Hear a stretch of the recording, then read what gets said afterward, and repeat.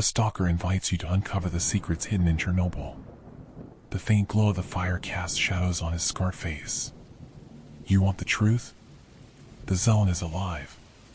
But if you're ready to hear its story, remember this: there's no turning back. Chapter 1: The Invitation. The flickering campfire threw jagged shadows against the crumbling concrete walls of the abandoned building. The glow barely reached the edges of the room, where the zone's darkness pressed in like an uninvited guest. The sound of the fire crackling was the only thing breaking the silence of the night, until a voice called out, low and rough. "Sit down, friend," the stalker said, gesturing to an empty spot near the fire. His face was partially obscured by the shadow of his hood, but his eyes glinted with a mix of weariness and something else, curiosity, or maybe warning. "You're here to listen, yeah? Good. Because the zone doesn't hand out second chances." You hesitated for a moment before taking the seat he offered. The warmth of the fire was a fragile comfort against the cold weight of the zone, a feeling you couldn't quite shake since stepping beyond the perimeter. The man beside you adjusted his worn jacket, pulling a flask from his pack and taking a long swig before continuing. "They call me Kolya," he said, his voice carrying the gravelly edge of someone who had breathed in more than his fair share of radiation. "Been in the zone for 7 years now. Seen things that'd make a sane man lend screaming. But you're here for a story, yeah? You've heard the rumors. The monolith, the Wishgrantair, all those fairy tales they sell to rookies." Kolya leaned forward, the firelight illuminating his scarred face. "This ain't no fairy tale, friend. What I'm gonna tell you is real. And if you're smart, you'll listen." He paused, letting the silence stretch just long enough to make you uncomfortable. "It started 3 months ago," he began, his voice dropping to a near whisper.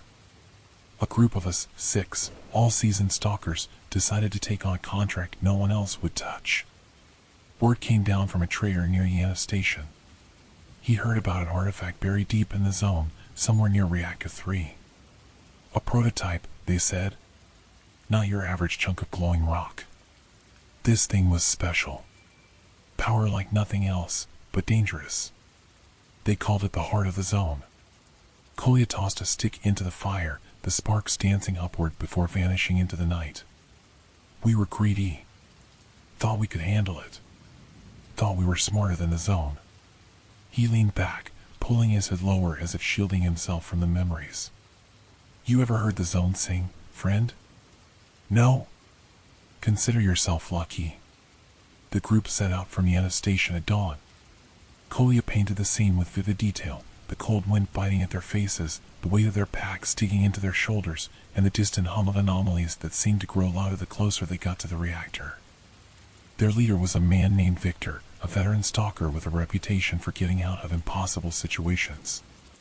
He was joined by Sonia, a wiry sniper with a quick temper, Andrei, a demolitions expert who never stopped chewing on a matchstick, Grisha, their medic, and the twins, Dima and Yuri, who finished each other's sentences like it was a party trick. Kolya was the last to join, and he wasn't ashamed to admit he hesitated. The job felt off from the start, too vague, too dangerous, but the promise of a payout big enough to leave the zone forever had been too tempting. They moved carefully through the ruins of Pripyat, skirting anomalies and keeping their eyes peeled for mutants.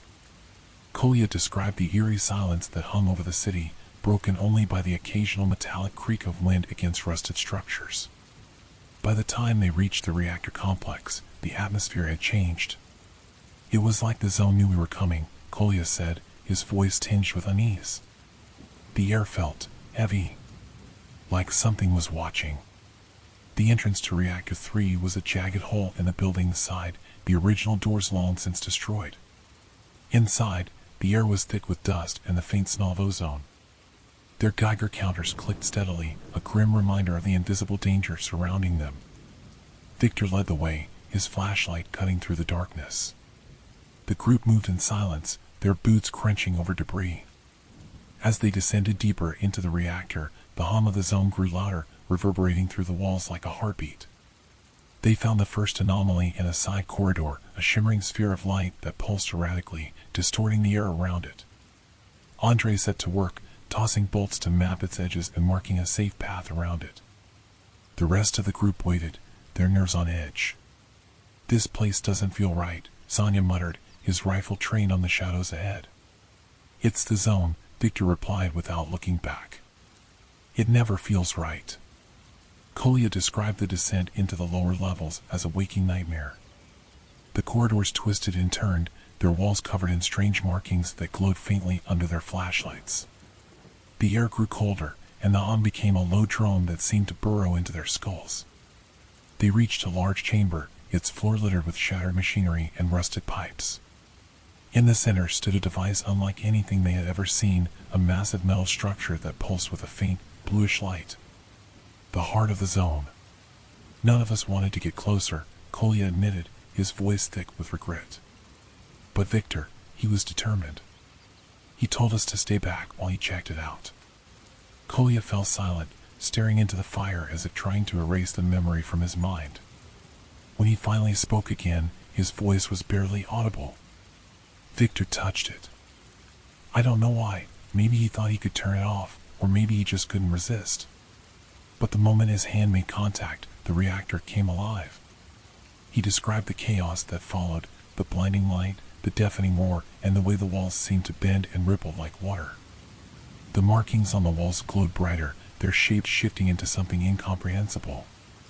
The rest of the group shouted in terror as the air around them turned electric. We tried to run, Kolya said, his voice shaking. But the zone wasn't going to let us go. He looked up at you then, his eyes hollow. You want to know what happened next? Fine. But understand this, the zone doesn't give up its secrets for free. It takes a piece of you, and sometimes it doesn't stop there. Kolya leaned forward, his face lit by the flickering fire. So, what'll it be, friend? Are you ready to hear the rest? Or are you smart enough to leave now while you still can? Chapter 2, The Reactor Awakens. Kolya's voice hung in the air like smoke, curling into the corners of the crumbling room.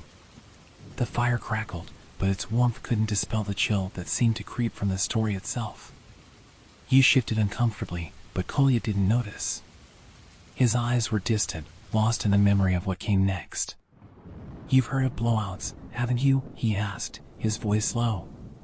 That sudden surge of the zone's energy that rips through everything? What happened inside Reactor 3 wasn't a blowout, it was something worse. It was like the zone itself woke up and decided we didn't belong there. The moment Victor touched the artifact, the room exploded with light. Not fire or heat, but an unbearable brightness that seemed to come from everywhere at once. Kolya and the others shielded their eyes, the Geiger counters on their belts screaming. The hum they'd heard throughout their descent turned into a deafening roar, vibrating through their bodies. Get back! Victor shouted, but his voice sounded far away, distorted by the chaos. Kolya stumbled toward the exit, the world around him twisting and flickering like a malfunctioning film reel. The others weren't so lucky. Andre, their demolitions expert, was closest to Victor. He reached out, maybe to pull him away or maybe to stop him, but the moment his hand got too close to the artifact, his body seized up. Kolya saw it happen, Andre's limbs stretched unnaturally, his face contorting in agony before he vanished, pulled into the light like a shadow devoured by the sun. Sonya screamed, firing wildly at nothing, his bullets ricocheting off the walls. The twins, Dima and Yuri, tried to drag him away, but the air around them rippled, and they froze mid-motion. Kolya would never forget the look in their eyes, fear, confusion, and then, nothing. They shattered like glass, fragments of their forms dissolving into the light. Kolya grabbed Grisha, the medic, and pulled him toward the corridor. We have to move, he shouted, though he wasn't sure if Grisha could hear him over the roar. Together, they ran, the world behind them collapsing into chaos. The walls seemed alive, pulsating with energy, the glowing symbols twisting into shapes that hurt to look at. The two of them reached the stairwell leading to the upper levels, their lungs burning and their minds racing. Kolya glanced back, expecting to see Victor following, but all he saw was the light, hungry, relentless, and spreading. It flooded the chamber, devouring everything in its path. Keep going! Grisha yelled, his face pale and drenched in sweat. They ascended the stairs, the light chasing them like a living thing. The hum had turned into a rhythmic pounding, like the heartbeat of some monstrous entity. Kolya's legs ached, but adrenaline pushed him forward. When they reached the top, Grisha collapsed against the wall, gasping for air. "Did we lose it?" Grisha managed to say between breaths. Kolya didn't answer. He wasn't sure. The light had stopped, but the walls around them still pulsed faintly, and the air was thick with a strange, electric charge. The hum had faded to a low vibration, but it was still there, just beneath the surface. "We need to keep moving," Kolya said, pulling Grisha to his feet. "The zone's not done with us." They made their way through the reactor's upper levels, the corridors warped and unfamiliar. Doors led to nowhere, opening onto blank walls or empty voids. Shadows moved at the edges of their vision, but when they turned to look, there was nothing there. The zone was toying with them, twisting reality in ways that defied logic. Eventually, they stumbled into a control room. The space was eerily untouched, as if the chaos hadn't reached it. Monitors flickered with static, and a single chair sat in the center of the room, turned away from them. Kolya froze. Something about the chair felt wrong. "Don't go near it," he whispered, but Grisha ignored him. The medic approached cautiously, his flashlight illuminating the back of the chair. When he reached out to touch it, the chair spun around on its own. There was no one sitting in it, just an empty space, but Kolya swore he saw a shadow pass across it, a fleeting outline of a person that vanished as quickly as it appeared. Grisha stumbled back, his face pale. "What the hell is this place?" he muttered. Kolya didn't answer. He was staring at one of the monitors, where the static had shifted to show a faint image. It was the artifact, the heart of the zone. But it wasn't in the reactor anymore. The image showed it deep underground, surrounded by strange, pulsating shapes that looked almost organic. "It moved," Kolya said, his voice trembling. "It's alive." Before Grisha could respond, the monitors went dark, and the hum returned, louder than before.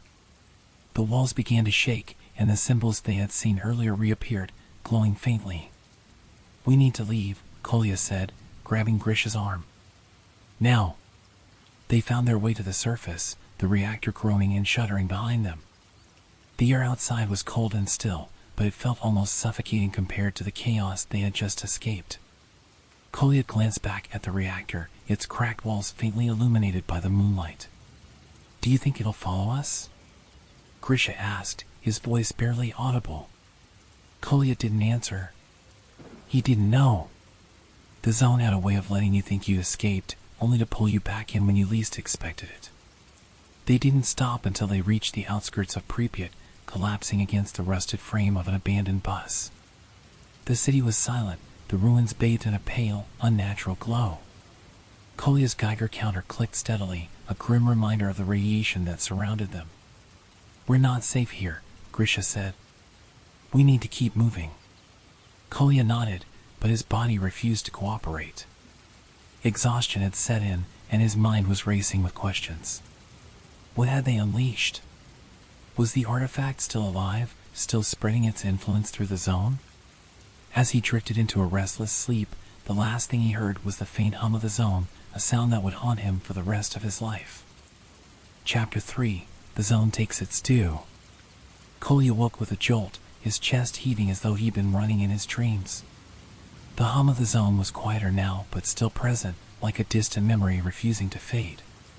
The air in the ruins of Pripyat was cold, and the faint glow of dawn was creeping through the shattered windows of the abandoned bus. Grisha sat nearby, his rifle balanced on his knees, staring into the distance. "Couldn't sleep?" Kolya asked, his voice hoarse. Grisha shook his head, his eyes haunted. "Every time I close my eyes, I see them. Dima, Yuri, Sonia, Andrei, gone. I can still hear the sound when it took them." Kolya didn't respond. He felt the same weight, the same hollow ache where his comrades' laughter and banter had once been. But in the zone, there was no room for grief. Not when survival demanded every ounce of focus. "We can't stay here," Kolya said after a moment. "The zone's never quiet for long." Grisha nodded, and they gathered their gear. The streets of Pripyat were shrouded in a pale mist, the decaying buildings looming like sentinels over a forgotten graveyard. As they moved cautiously through the city, Kolya's Geiger counter began clicking faster. "We're heading toward the outskirts," Kolya muttered, checking his map. "Radiation shouldn't be this high." "Unless the zone doesn't want us to leave," Grisha said grimly. They pressed on, the clicking growing louder with every step. The mist thickened, curling around them like living tendrils. Kolya's nerves were on edge, his senses straining for any sign of danger. But the zone didn't always announce its threats. As they turned a corner, the air shimmered, and an anomaly flickered into existence ahead of them, a sphere of crackling energy that distorted the space around it. Kolya grabbed Grisha's arm, pulling him back just as the anomaly expanded, sending a burst of heat and light down the street. "Careful," Kolya warned. "The zone's testing us." They skirted the anomaly, moving through the shattered remains of an old cafe. Inside, the tables and chairs were overturned, their surfaces covered in a thick layer of dust. Kolya's flashlight swept the room, revealing faded posters on the walls and broken dishes scattered across the floor. "This place must have been beautiful once," Grisha said, his voice tinged with sadness. Kolya didn't answer. His attention was fixed on a shadow at the far end of the room. It was faint, almost imperceptible, but it didn't match the angle of the light. He raised his rifle, his finger hovering over the trigger. "Something's here," he whispered. Grisha turned, his weapon following Kolya's gaze. For a moment, the room was silent, the only sound the faint crackle of the anomaly outside. Then the shadow moved. It wasn't fast or aggressive, just a subtle shift, as though it were watching them. Kolya took a cautious step back, his grip tightening on the rifle. The shadow stretched and twisted, its form rippling like smoke, before fading into the mist. "What the hell was that?" Grisha whispered, his face pale. "Something that didn't want us here," Kolya said. "Let's go." They left the cafe and continued toward the outskirts of the city. The air felt heavier now, each breath a struggle. Kolya's Geiger counter was a constant drone, its rapid clicks a grim reminder of the invisible danger around them. The path ahead was blocked by the remains of a collapsed building. Kolya scanned the area, his instincts screaming that something was wrong. The hum of the zone had grown louder again, its vibrations crawling up his spine. "This way," he said, leading Grisha through a narrow alley. The alley opened into a small courtyard, its center dominated by a rusted playground. Swings creaked in the wind, and a merry-go-round spun lazily despite the still air. Kolya felt a chill run through him. "We shouldn't be here," Grisha said, his voice barely above a whisper. Kolya nodded, but before they could move, the air around them shimmered. Shadows began to emerge from the edges of the courtyard, their forms flickering like static. Their glowing eyes locked onto Kolya and Grisha, and the whispers returned, louder and more insistent. "Move!" Kolya shouted. They ran, the shadows closing in around them. The whispers grew deafening, their words incomprehensible but filled with rage. Kolya fired blindly, the muzzle flashes briefly illuminating the shifting forms, but the bullets passed through them harmlessly. "This way!" Grisha yelled, leading Kolya toward a crumbling archway. They burst through the arch, the shadows stopping just short of the threshold. The whispers faded, and the air grew still. Kolya turned back, his chest heaving, but the courtyard was empty. The playground stood silent once more, as if nothing had happened. "What is this place?" Grisha muttered, his hands shaking. Kolya didn't answer. He didn't have an answer. The zone was playing with them, testing them, and he had no idea why. They continued toward the perimeter, the landscape growing more twisted and surreal. The ruins of Pripyat seemed to stretch endlessly, the streets looping back on themselves in impossible ways. Kolya felt a growing sense of despair. The zone wasn't letting them leave. As they reached what should have been the edge of the city, they found themselves back in the courtyard with the playground. The swings creaked, and the merry-go-round spun slowly. Kolya's heart sank. "It's a loop," he said. "The zone's trapping us."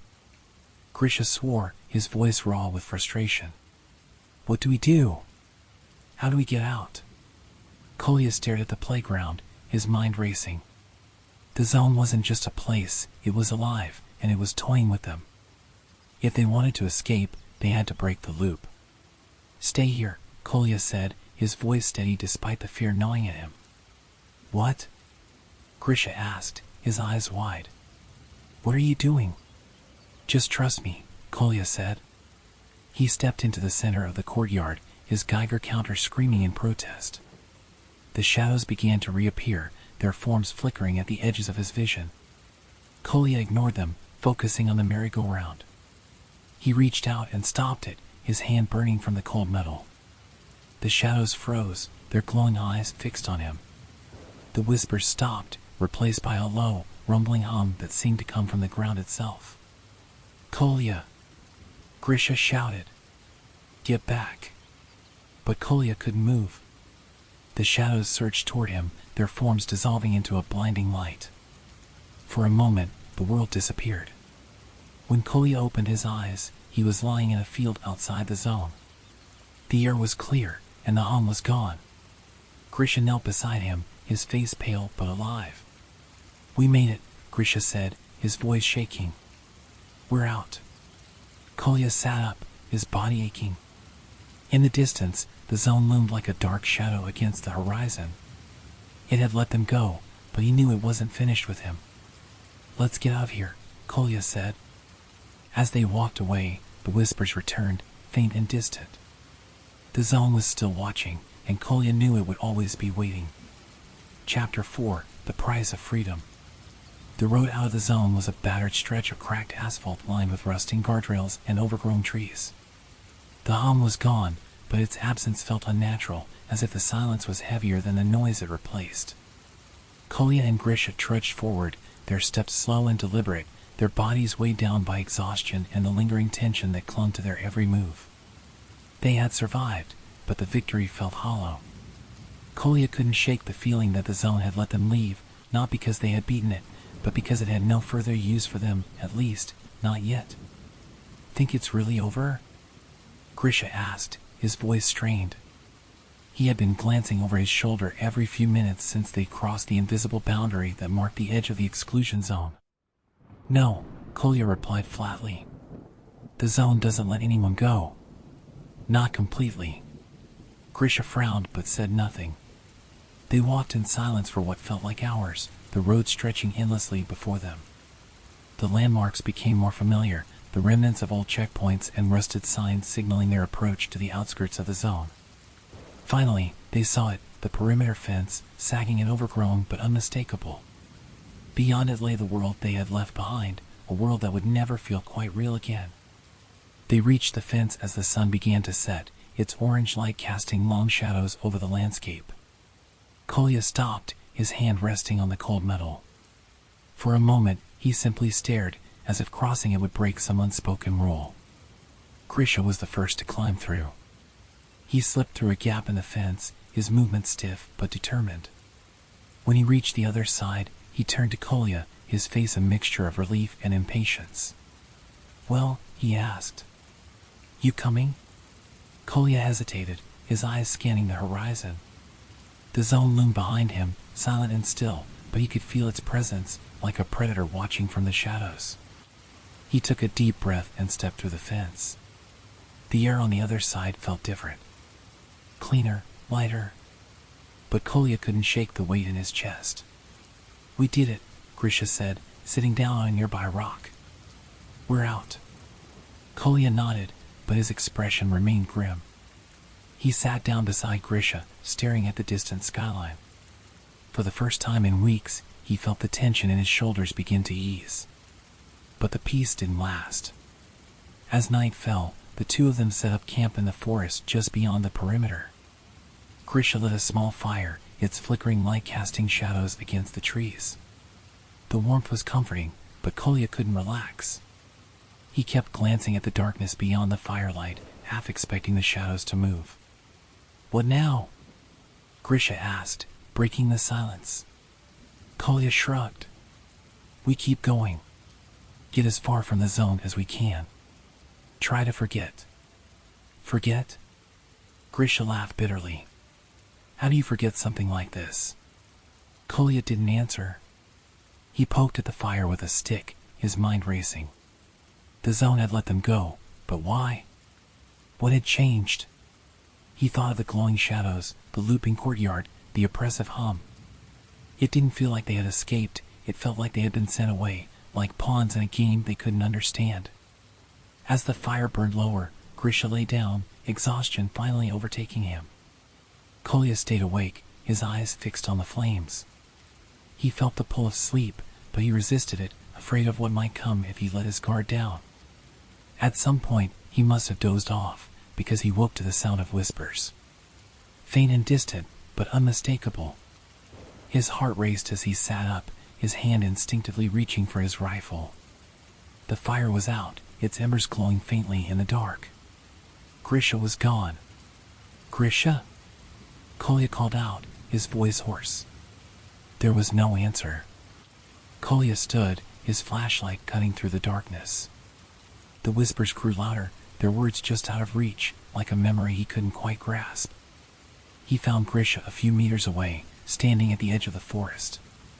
His back was to Kolya, his posture unnaturally stiff. Grisha, Kolya said cautiously. What are you doing? Grisha didn't respond. He stood motionless, staring into the trees. Kolya approached slowly, his grip tightening on his rifle. As he got closer, he saw Grisha's face reflected in the light of his flashlight. His eyes were wide, unblinking, and glowing faintly. No, Kolya whispered, his stomach twisting. Grisha turned to face him, his movements slow and deliberate. When he spoke, it wasn't his voice. You didn't leave, the voice said, deep and resonant, layered with a chorus of whispers. You brought the zone with you. Kolya staggered back, his mind racing. The shadows in the trees began to move, their forms flickering like static. The whispers grew deafening, filling the air with an oppressive weight. This isn't real, Kolya muttered, his voice trembling.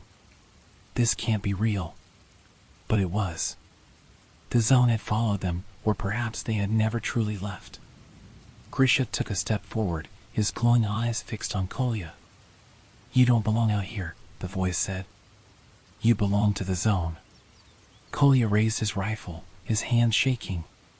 Stay back, he warned. Grisha didn't stop.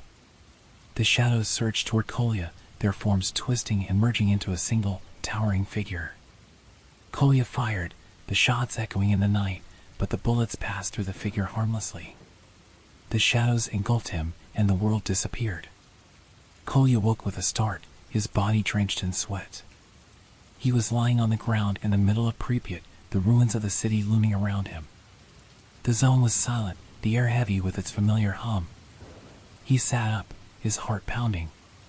Grisha was gone. The perimeter was gone. It was as if he had never left. The zone had taken its due. Kolya stood, his legs trembling beneath him. He was alone now, trapped in the heart of the zone. And he knew, with a sick certainty, that there was no escaping it. The zone always wins. Chapter 2, Beneath Reactor 5. The entrance to Reactor 5 was partially collapsed, the rusted metal doors hanging askew. Inside, the air was thick and stale, tinged with the acrid scent of chemicals. Anton's flashlight cut through the darkness, revealing a long corridor lined with pipes and electrical panels. The hum of the zone was louder here, a low vibration that resonated in his chest. Stay close, Victor said, his rifle at the ready. And watch for anomalies. They moved carefully, stepping over debris and avoiding pools of water that glowed faintly in the light. The walls were covered in strange markings, symbols etched into the concrete that didn't match any known language.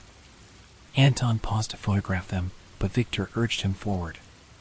The corridor opened into a massive chamber, its ceiling lost in shadow. In the center stood a control panel, its screen shattered and its buttons corroded.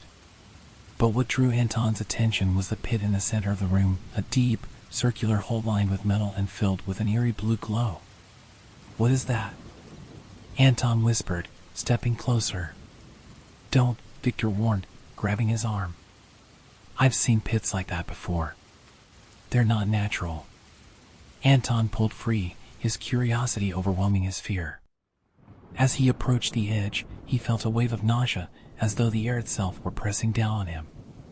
The glow pulsed faintly, and for a moment, he He thought he saw something moving within the pit, shadows writhing and shifting like living things.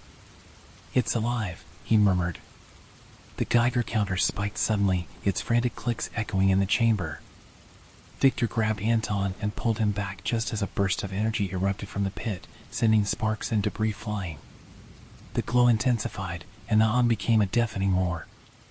"Run!" Victor shouted. They sprinted back down the corridor, the walls shaking as the reactor seemed to awaken. The symbols on the walls glowed faintly, their light casting strange shadows that danced and twisted. The whispers Anton had heard in his dreams were back, louder and more urgent. "Keep going!" Victor yelled, firing his rifle at something Anton couldn't see. They burst through the entrance, stumbling into the open air. The reactor behind them shuddered, its walls glowing with the same blue light. For a moment, it seemed as though the entire structure might collapse, but then the light faded and the hum ceased. Anton collapsed to the ground, gasping for breath. Victor stood nearby, his rifle still raised, his eyes scanning the horizon. "What the hell was that?" Anton asked, his voice trembling. "The zone's heart," Victor said grimly. "You woke it up." Chapter 1: The Signal. The zone had a way of calling people, though it never spoke in words. For Yuri, the call came in the form of a faint radio signal. He first picked it up on a scavenged receiver, a scratchy voice that flickered in and out of the static, speaking in hurried, broken phrases. At first, he thought it was just another stalker's desperate distress call, one of hundreds that went unanswered in the exclusion zone. But there was something different about this signal. It repeated, a loop of fragmented words, the tone frantic but insistent. "The bunker. Reactor 4, trapped, please, ****. Yuri listened to it again and again, the words burrowing into his mind like an itch he couldn't scratch. It wasn't the content that bothered him, it was the source. The signal shouldn't exist. The old Soviet bunkers beneath Reactor 4 were sealed, buried under the weight of decades and tons of concrete after the meltdown. No one could possibly be broadcasting from there. Could they? Yuri sat in a dimly lit room at Yana Station, his fingers tracing the edges of a tattered map spread across the table. He had marked the coordinates he had triangulated from the signal, an area near Reactor 4, just past the Red Forest. A place no sane stalker dared to go. Opposite him sat Oleg, a grizzled veteran of the zone whose face was a roadmap of scars. He leaned back in his chair, puffing on a cigarette as he listened to Yuri's explanation. "So, let me get this straight," Oleg said, exhaling a plume of smoke. "You want to go poking around the most irradiated part of the zone, near a reactor that's a death sentence on a good day, because you heard a spooky low broadcast?" Yuri nodded. "It's not just a broadcast. It's a distress call. Someone's trapped." Oleg snorted. "If they're trapped, they're dead. Probably have been for years. The zone loves to mess with people's heads, kid. You hear things, see things. You'd be better off ignoring it." "I can't ignore it," Yuri said firmly. "If there's a chance someone's alive down there." Oleg raised a hand, cutting him off.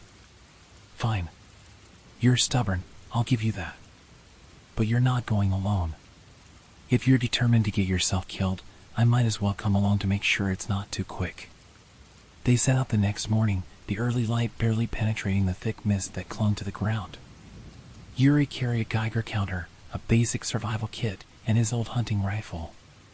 Oleg, as always, seemed prepared for a war, an assault rifle slung over his shoulder, a bag filled with supplies, and a hardened expression that dared the zone to test him. The journey toward Reactor 4 took them through the heart of the Red Forest, one of the most dangerous areas in the zone. The air here was thick with radiation, and the Geiger counter clicked incessantly. Twisted trees loomed overhead, their bark blackened and warped by decades of exposure. "Stay close," Oleg muttered. "Anomalies love places like this." As if on cue, Yuri spotted a shimmer in the air just ahead, a gravitational anomaly, barely visible until it warped the sunlight passing through it. Oleg tossed a metal bolt into the anomaly, and it vanished with a sharp crack, the ground beneath it scorched black. "This place is alive," Yuri said, his voice barely above a whisper. More like dying, Oleg replied. But it doesn't mean it won't take you with it. By midday, they reached the outskirts of Reactor 4. The iconic sarcophagus loomed in the distance, its concrete walls cracked and weathered by time. The signal on Yuri's receiver grew stronger, the voice clearer now. The bunker. Reactor 4, trapped, please, asterisk. Still think it's a ghost? Yuri asked, glancing at Oleg. Ghost or not, Oleg said, we're here now. Let's find out. They approached cautiously, the Geiger counter clicking faster with every step. The entrance to the bunker was hidden beneath a pile of rubble, but Yuri's map led them to a rusted metal hatch partially buried under debris. It took both of them to pry it open, the screech of rusted hinges echoing in the silence. A dark, narrow shaft yawned before them, a ladder leading down into the depths. The air that wafted up from below was stale and metallic, carrying a faint electrical hum. Last chance to back out, Oleg said. Yuri shook his head. We've come this far. Oleg muttered something under his breath but gestured for Yuri to go first. They descended slowly, the sound of their boots on the rungs amplified in the confined space. The hum grew louder, accompanied by the faint flicker of old emergency lights that still clung to life. At the bottom of the ladder, they found themselves in a narrow corridor lined with corroded pipes. The air was cold and oppressive, the walls slick with moisture. Yuri's receiver buzzed, the signal now a constant, almost hypnotic rhythm. It's coming from deeper inside, Yuri said, his voice trembling. Of course it is, Oleg muttered. The zone loves dragging you further in. They followed the corridor, their flashlights cutting through the darkness. The further they went, the stronger the signal became, but so did the hum. It vibrated through the walls, through their bones, an unnatural sound that seemed to come from everywhere and nowhere. Then they saw it, a door at the end of the corridor, its surface marked with strange, glowing symbols. The signal was deafening here, a rapid series of clicks and distorted words that made Yuri's head throb.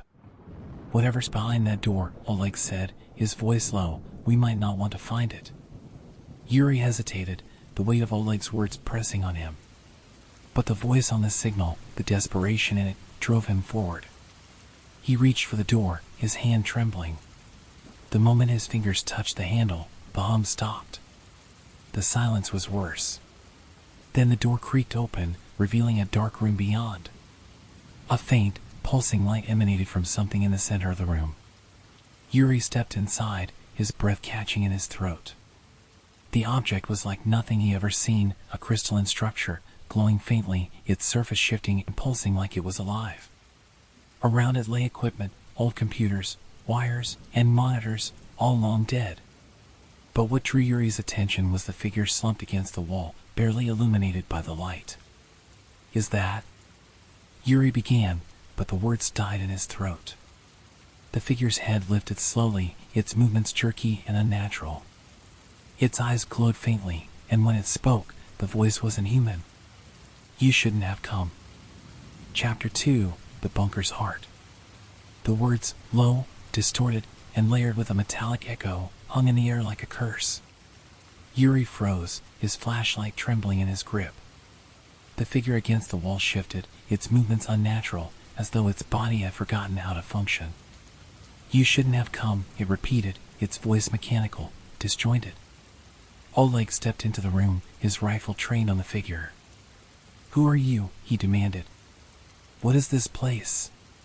The figure tilted its head slowly, its glowing eyes fixed on Yuri. For a moment, there was silence, broken only by the faint hum of the crystalline structure in the center of the room. Then the figure spoke again. This is the heart, it said. The zone's heart. We are one. The words sent a chill through Yuri. He glanced at the crystalline structure, its surface pulsing rhythmically, almost like a heartbeat. The air in the room felt alive, heavy with an unseen energy that pressed against his skin. What does that mean? Yuri asked, his voice unsteady. Who are you? The figure twitched, its head jerking to the side. Once, human, it said haltingly. Now, part of it. We are connected. Yuri's mind raced. The distress signal, the glowing symbols on the door, the crystalline object, it all felt connected, but the pieces didn't fit. He took a step closer to the figure, ignoring Oleg's warning glare. "You sent the signal," Yuri said. "Why? What do you want?" The figure's glowing eyes flickered. "Signal, a call. To bring you. Us." Oleg barked, his grip tightening on his rifle. "Why?" The figure didn't answer. Instead, it turned its head toward the crystalline structure. Yuri followed its gaze, the pulsing light drawing him closer. The hum grew louder, vibrating through his chest.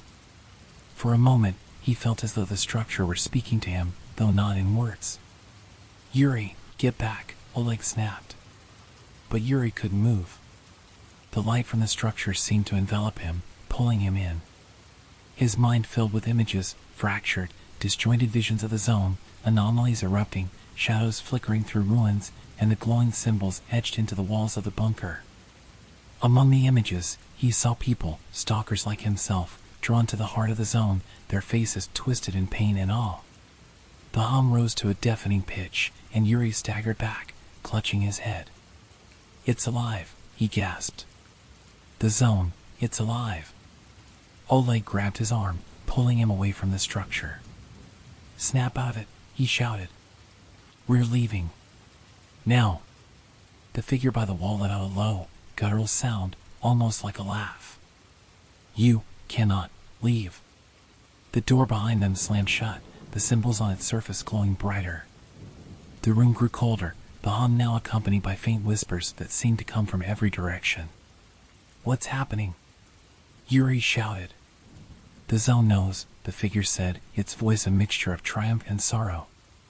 "You are part of it now." Oleg spun around, his rifle sweeping the room. The shadows at the edges seemed to writhe and shift, their shapes impossible to define. He fired a warning shot into the darkness, the noise deafening in the enclosed space. "Stay close to me," he barked, his voice strained. "Whatever this is, we're not letting it take us." Yuri nodded, his heart pounding. The whispers grew louder, forming words that were just out of reach, as if the zone itself were speaking to them. He glanced at the crystalline structure again, its light pulsing faster now, almost frantic. "Maybe we can stop it," Yuri said, his voice shaky. "The signal, it's connected to that thing. If we destroy it." "Are you insane?" Oleg interrupted. "We don't even know what it is. For all we know, it's the only thing keeping us alive. Or it's the reason we're trapped," Yuri countered. "We have to try."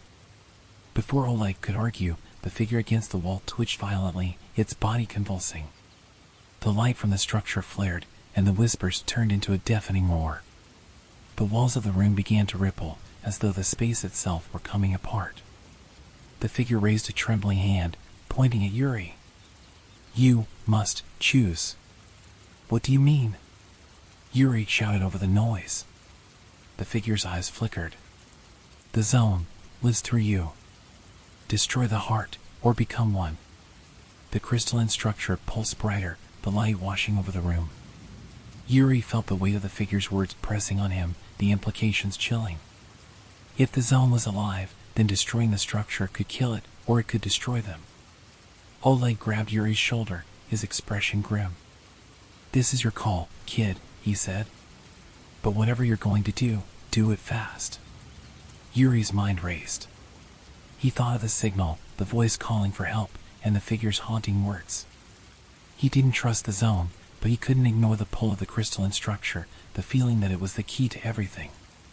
Without another word, he raised his rifle and aimed at the heart. The figure let out a low, mournful sound, but it didn't try to stop him. Yuri fired. The bullet struck the structure, shattering its surface. A blinding light filled the room, and the hum turned into a scream, a sound that seemed to come from everywhere and nowhere. The walls shook violently, and the shadows writhed in agony. Oleg grabbed Yuri, pulling him toward the door as the symbols on its surface began to fade. The door creaked open, and the two of them stumbled into the corridor, the light behind them growing brighter. "Run!" Oleg shouted. They sprinted through the bunker, the walls around them collapsing as the light consumed everything. The whispers had turned into screams, a chaotic chorus that chased them through the darkness. They reached the ladder and climbed frantically, the heat from the light scorching their backs. When they burst into the open air, the bunker behind them erupted in a blinding flash, the ground shaking beneath their feet. They collapsed in the grass, gasping for breath. The zone around them was silent, the oppressive hum gone. Yuri stared at the ruined entrance to the bunker, smoke rising from the crater where it had once stood. "Did we do it?" he asked, his voice trembling. Oleg sat up, his face pale but determined. "We're alive," he said. "That's all that matters." Yuri looked at the horizon. The distant ruins of reactor were barely visible through the haze. The zone felt different now, quieter, but not empty. He couldn't shake the feeling that they hadn't destroyed the zone's heart. They had only awakened it. Chapter 3: The Awakening. The smoke from the destroyed bunker hung in the air, an acrid reminder of what Yuri and Oleg had just survived. The oppressive hum of the zone was gone, replaced by an eerie silence that felt almost worse. The ruins of Reactor 4 loomed in the distance, its jagged silhouette barely visible through the haze. "We need to keep moving," Oleg said, standing and slinging his rifle over his shoulder. His voice was steady, but his eyes betrayed the tension he was feeling. "The zone's quiet, but that doesn't mean we're safe." Yuri nodded, but his legs felt like lead. The crystalline heart, the figure's warning, the screams of the zone, it all swirled in his mind, a storm of images and sounds he couldn't push away. For a brief moment, he wondered if they had made a mistake. What had they really done by destroying the structure? "Do you feel it?" Yuri asked, his voice barely above a whisper. "The zone, it feels different." Oleg glanced at him, his expression grim. "It's waiting." They moved cautiously through the red forest, the familiar crackle of the Geiger counter a constant companion. The twisted trees seemed to press in on them, their blackened branches reaching out like skeletal hands. Yuri felt the weight of the zone in every step, as if the ground itself were trying to pull him under. "It's not following us," Yuri said after a while, glancing over his shoulder. "Not yet," Oleg replied. "The zone doesn't chase. It lets you think you've escaped." They reached a small clearing and stopped to rest. Oleg handed Yuri a canteen, the water cold and metallic tasting but refreshing. The silence around them was unnerving, broken only by the occasional rustle of wind through the trees. Yuri couldn't shake the feeling that they were being watched. The shadows in the forest seemed deeper, darker, and every now and then he thought he saw movement at the edges of his vision. "Do you think we destroyed it?" Yuri asked, breaking the silence. "The heart?" Oleg said, his tone skeptical. "I don't know. The zone's not like anything we understand. You might have broken something, but that doesn't mean it's gone." Yuri looked down at his hands, his fingers trembling slightly. "That thing in the bunker, it said I was part of the zone now." Oleg's expression hardened. "Don't let it get in your head. That's how the zone wins." Yuri nodded, but the words stayed with him. Deep down, he felt a connection to the zone, a thread that had been tied the moment he touched the door to the heart. The silence around them wasn't just the absence of sound, it was the zone waiting, watching, deciding. As night fell, the forest came alive with faint, otherworldly lights. Small anomalies flickered in the darkness, their glowing orbs casting eerie shadows across the ground. Yuri and Oleg set up camp in a sheltered spot beneath a rocky overhang, their fire a fragile bubble of warmth in the cold night. "We'll head back to Yanov in the morning," Oleg said, his voice low. "If we make it out of the forest, we'll figure out what to do next." Yuri stared into the flames, his thoughts a tangled mess. The zone had let them go. Why? Was it punishment or mercy? Or was it part of something bigger, something he couldn't understand? The whispers started just before midnight. At first, Yuri thought it was the wind, a faint rustling that barely registered. But as he listened, the sound became clearer. Words. Voices. Familiar and alien at the same time. "You cannot leave." Yuri sat up, his heart pounding. Across the fire, Oleg stirred, his hand reaching for his rifle. "You hear that?" Yuri asked, his voice trembling. Oleg nodded, his eyes scanning the darkness. It's close. The whispers grew louder, the voices overlapping in a chaotic chorus. Shadows flickered at the edges of the firelight, their shapes twisting and shifting like smoke. Yuri felt a cold dread settle over him as he realized the voices were coming from inside his head. Yuri, the voices called. You belong. No. Yuri shouted, standing abruptly. I don't belong to you. The forest erupted with movement. The shadows surged toward them, their forms stretching and twisting, their glowing eyes fixed on Yuri. Oleg opened fire, the muzzle flashes briefly illuminating the chaos, but the bullets passed through the shadows harmlessly. Run! Oleg yelled, grabbing Yuri's arm and pulling him toward the trees. They sprinted through the forest, the shadows close behind. The whispers grew deafening, their words incomprehensible but filled with malice. Yuri felt the weight of the zone pressing down on him, slowing his movements, clouding his thoughts. They stumbled into another clearing, the shadows circling them like wolves. Oleg fired another burst, his face a mask of desperation. We're surrounded, he shouted. Yuri turned in a slow circle, his breath coming in ragged gasps. The shadows closed in, their shapes becoming more defined. He saw faces in them, human faces, twisted and broken, their eyes glowing with the same light as the heart in the bunker. You are part of us now, the shadows whispered. You cannot leave. No! Yuri screamed, his voice echoing through the clearing. I won't let you take me. The shadows stopped, their movements freezing as if they were listening. The forest grew silent, the oppressive weight lifting slightly.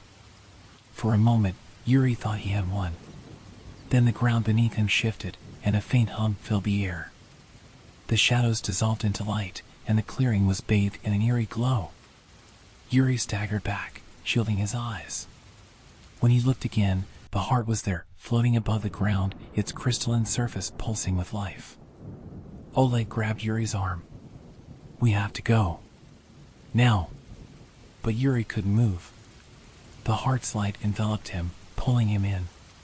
The voices grew louder, their words becoming clear. You are one of us, they said. The zone lives in you. The next thing Yuri knew, he was lying on the forest floor. The heart was gone, and the clearing was empty. Oleg knelt beside him, his face pale and drawn. You passed out, Oleg said. I thought I lost you. Yuri sat up, his head pounding. The connection to the zone was stronger now, a presence in the back of his mind. He felt its power, its hunger, its endless reach. We didn't destroy it, Yuri said quietly. We woke it up. Oleg didn't respond. He just helped Yuri to his feet, and together they walked through the forest, the lights of Yana Station distant but growing closer. The zone had let them go, but Yuri knew the truth. The zone wasn't done with him. It never would be. Chapter 4, The Zone's Grip. The lights of Yana Station came into view just as dawn broke over the zone. The pale sunlight did little to warm the chill in Yuri's bones or quiet the whispers that now lived in the back of his mind. Every step toward the station felt heavier, like he was dragging something unseen behind him. Oleg walked in silence, his face set in grim determination. The events of the night had left their mark on him, too, but he didn't speak of it. Maybe he didn't need to. The zone had a way of leaving its scars without words. When they finally crossed the threshold into the relative safety of Yanov, the other stalkers barely spared them a glance. Most were too busy tending to their own wounds, both physical and mental. The zone didn't care who you were or how experienced, it took its toll on everyone. Yuri collapsed onto a wooden bench near the trading post, his body aching from exhaustion. Oleg sat beside him, lighting a cigarette with hands that shook only slightly. We made it, Oleg said, exhaling smoke. But we're not done. Yuri didn't reply. He stared at the ground, the whispers in his mind growing louder as if in response to Oleg's words. After a few hours of rest, Oleg insisted they talk to the trader, a wiry man named Semyon who had been in the zone longer than anyone cared to count. His booth was cluttered with artifacts, weapons, and gear, the smell of oil and chemicals thick in the air. You look like hell, Semyon said, leaning back in his chair as he sized them up. What happened out there? We found a bunker near Reactor 4, Oleg said, his tone clipped. There was something inside. Semyon raised an eyebrow. Something? You're going to have to be more specific. Yuri leaned forward, his voice low. There was a structure, crystalline, alive. It called itself the heart of the zone. Semyon's expression shifted, the casual amusement fading. You saw the heart? He asked, his voice barely above a whisper. Yuri nodded. We destroyed it. Or at least, we thought we did. Semyon sat back, rubbing his temples. You don't destroy the zone, kid. You just wake it up. That's what I'm afraid of, Yuri said, his hands clenching into fists. Since we left, it's been inside me. I can feel it. Semyon studied him for a long moment, his eyes narrowing. The zone doesn't let go of what it claims. If it's inside you, you're not leaving. Not for good. Oleg slammed a hand on the counter. There's got to be a way to stop this. Something we can do. Semyon shook his head. There's no stopping the zone. But if you're serious about trying, there's only one place to go. Where?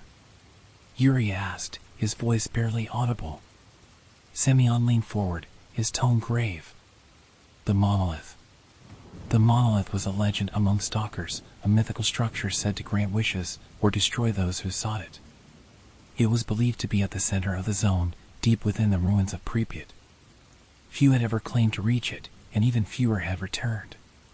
This is madness, Oleg said as they prepared to leave Yanov. You realize that, don't you? The monolith is a death sentence. Yuri tightened the straps on his pack, his face set in determination. If the zone is inside me, I have to know why. If the monolith has answers, then I'm going. Oleg muttered a curse under his breath, but didn't argue further. He had come this far, he wasn't about to abandon Yuri now. The journey to Pripyat was grueling. The landscape grew more twisted and hostile the closer they got to the zone's center. Anomalies flared unpredictably, their deadly energy warping the air. Mutants stalked the ruins, their guttural growls echoing through the empty streets. The whispers in Yuri's mind grew louder, more insistent. At times, they seemed to guide him, pulling him toward the monolith. Other times, they felt like a trap, leading him into danger. He couldn't tell if the zone was helping him or toying with him. When they finally reached the center of Pripyat, the monolith stood before them. It was nothing like Yuri had imagined. The structure was massive, its dark, crystalline surface pulsating faintly with light. It seemed to hum with a life of its own, the sound vibrating through the ruins around it. Oleg stopped several meters away, his face pale. This is as far as I go. Yuri turned to him, his expression unreadable. You've come this far. Why stop now? Oleg shook his head. The monolith doesn't give answers, Yuri. It takes. You think it's going to fix what's inside you? It'll only make it worse. Yuri hesitated, the weight of Oleg's words pressing on him. But the whispers in his mind grew deafening, demanding his attention. He turned back to the monolith. I have to know, he said. Yuri stepped forward, the air around him growing colder with each step. The whispers became a chorus, their voices blending into a single, resonant tone. The monolith loomed above him, its light pulsing in time with his heartbeat. When he reached out to touch it, the world dissolved into light. For a moment, there was nothing, no sound, no sensation, no thought. Then the visions began. He saw the zone's creation, the explosion at Reactor for ripping a hole in reality itself. He saw the anomalies, the mutants, the artifacts, all born from the same source. And he saw himself, a tiny figure caught in the vast, incomprehensible machinery of the zone. The monolith's voice echoed in his mind, vast and impersonal. You are part of us now. The zone is you, and you are the zone. Yuri tried to speak, to demand answers, but the light consumed him. His thoughts unraveled, replaced by the hum of the zone. When Yuri woke, he was lying in the ruins of Pripyat. Oleg was kneeling beside him, shaking him awake. "You're alive," Oleg said, relief flooding his voice. "What happened?" Yuri sat up slowly, his head pounding. He looked at his hands, then at the monolith. It was dark now, its light extinguished. "I don't know," Yuri said. "But I don't think I'm the same." As they left Pripyat, Yuri felt the whispers fade, replaced by a quiet that was almost worse. The zone had taken something from him, or given him something. He wasn't sure which. And as they walked away, he knew one thing for certain. The zone wasn't done with him. It never would be. Chapter 5, A Fragile Dawn. The road back to Yana Station was long, but for the first time, the zone seemed almost calm. The oppressive hum was gone, and the shadows in the forest stayed still, no longer watching from the edges of sight. Even the Geiger counter clicked less frequently, its constant warning reduced to an occasional reminder of the invisible danger. Yuri walked in silence, his thoughts tangled in the memories of the monolith. The visions it had shown him, the weight of its words, asterisk, the zone is you, and you are the zone, asterisk, lingered in his mind. Yet, for the first time in weeks, he didn't feel the whispers pressing against his skull. The connection was still there, faint but distant, like a thread that could be pulled but wasn't. "You're quiet," Oleg said, breaking the stillness. "I'm trying to make sense of it," Yuri admitted. "The zone, the monolith, it let me go." Oleg scoffed. "Let you go? Or gave you a leash?" Yuri didn't reply. He didn't want to believe Oleg was right, but the doubt was there, gnawing at the edges of his thoughts. Still, there was something different now, a sense of balance that hadn't existed before. They reached Yana just as dusk began to fall. The station was quieter than usual, the few stalkers present speaking in hushed tones. Word had spread of Yuri and Oleg's journey to the monolith, though no one dared approach them to ask for details. The monolith was a myth better left untouched, and those who returned from it were often marked in ways no one wanted to understand. Semyon, the trader, was waiting for them at his cluttered booth. His sharp eyes scanned Yuri as if searching for signs of the zone's influence. "Well," he asked, "did you find what you were looking for?" Yuri hesitated before answering. "I found answers, but they only brought more questions." Semyon smirked. "That's the zone for you. It gives, and it takes. Sounds like it gave you something." "What it gave me isn't something I wanted," Yuri said quietly. "But maybe I can live with it." Semyon studied him for a moment, then nodded. "You've been to the heart of the zone and walked away. That's more than most can say. If you're smart, you'll stay away from it now." Yuri didn't respond. He wasn't sure if staying away was even an option. But for now, he was here, alive, and free, at least in part. That night, Yuri sat outside the station, staring at the stars. The zone had stripped away so much from him, yet he still had something left. A future, maybe. A chance to rebuild. Oleg joined him, handing him a flask. "You did something back there," Oleg said, his tone lighter than before. "Whatever it was, the zone feels quieter. Less angry." Yuri took a sip from the flask, the warmth spreading through him. "Do you think it's over?" "No," Oleg said bluntly. "The zone never ends. But maybe you've made it a little less cruel."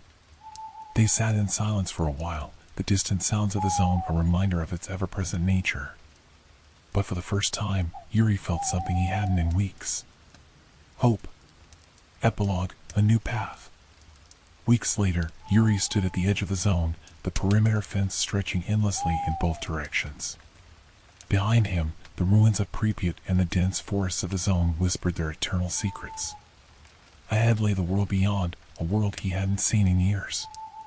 Oleg clapped him on the back. "Sure you want to leave?"